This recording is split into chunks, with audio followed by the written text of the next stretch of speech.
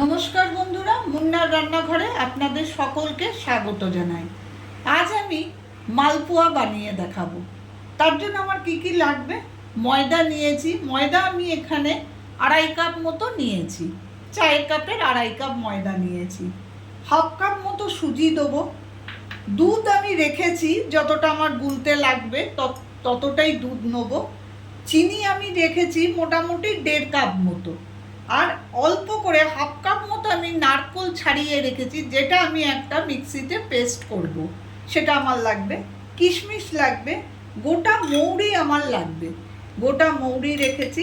আর সাদা তেল ভাজার জন্য। প্রথমে আমি তাহলে নারকেলটার একটা পেস্ট বানিয়ে ফিরে আসছি।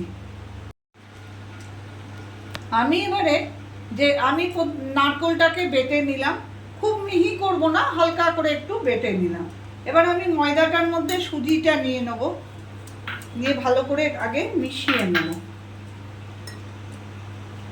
তারপরে চিনিটা নেব। আপনারা আপনাদের চিনি, যার যদি একটু মিষ্টি কম খান তাহলে একটু মিষ্টি কম দেবেন। একটু টেস্ট, নিজের টেস্ট অনুযায়ী চিনিটা দেবেন।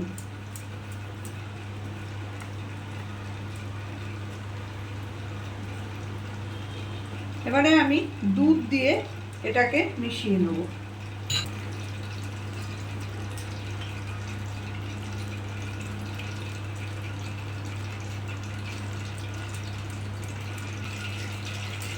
এটা আপনারা জল দিয়েও মাখতে পারেন, দুধ দিয়ে মাখলে বেশি টেস্ট ভালো হয়, তাই আমি দুধ দিয়ে মাখলাম।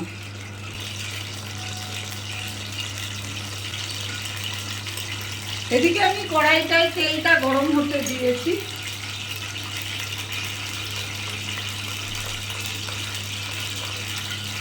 এবারে এর মধ্যে এই যে নারকেল বাটাটা দিয়ে দেবো। আপনারা নারকেল কুড়েও দিতে পারেন, তাতেও মালপোয়া ভালোই হয় খেতে।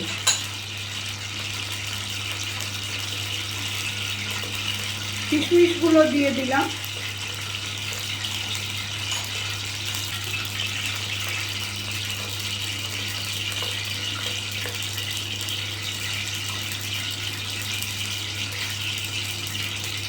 আর দিলাম গোটা মৌরি একটুখানি এরকমভাবে ছড়িয়ে।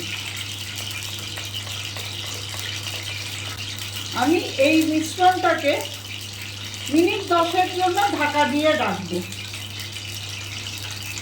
তেলটা আমার গরম হোক, তেলটা গরম হোক আস্তে আস্তে। এইটা আমি মিনিট 5-7 একটু ঢাকা দিয়ে রাখবো। যেহেতু এতে সুজি আছে, সুজিটা একটু ফুলে বড় হবে। তারপর আমি যদি দুধ লাগে আর একটু দেবো, তারপর আমি আবার ফিরে আসছি। ঠিক 10 মিনিট আমি এইভাবে ঢাকা দিয়ে রেখেছিলাম। এবার আমি ঢাকাটা খুলবো। আমার এরম টেক্সচারটা এরম এসছে, সুজিটা যা ফোলা ফুলে গেছে। তেল তো আমার গরম করেই রেখেছি। আমি এবারে এখান থেকে 1 হাতা করে নেব।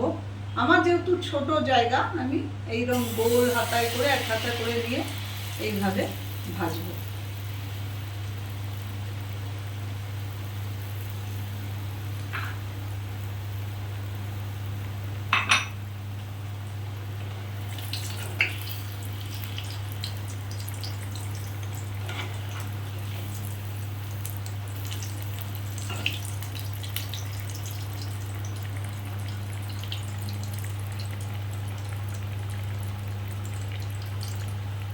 কমিয়ে বাড়িয়ে আমি এইভাবে লাল করে ভেজে নেব।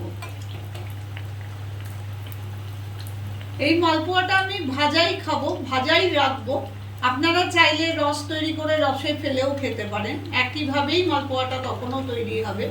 কিন্তু আমি এটা ভাজা খাওয়ার জন্য রাখবো। এটা অনেক দিন থাকে, কোথাও ট্রেনে জার্নি করলে নিয়ে যেতে পারেন সঙ্গে করে, একটুও নষ্ট হয় না। ফ্রিজে এয়ারটাইট কোটোয় রেখে দেবেন, কিচ্ছু হবে না।